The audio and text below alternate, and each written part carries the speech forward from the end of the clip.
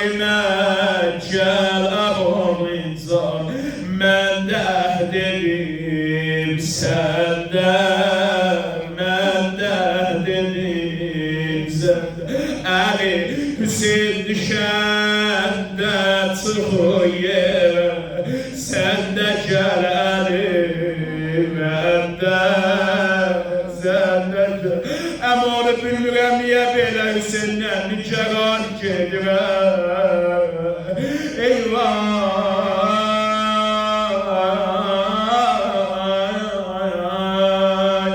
əmoğli, bilirəm məndən sonra Hüseyinlə çəkəcəm. Bir gün olar Əli, mən olmaram, sən olmasan, oğlum Həsən olmaz. Hüseyinlə Zeynəb'e bir Kərbəla gələk qabağa.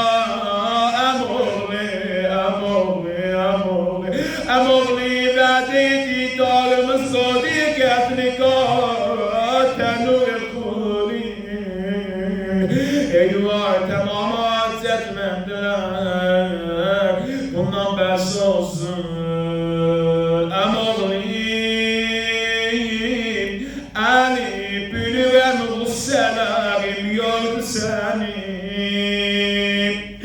Bilirəm qüssələrim yordu səni.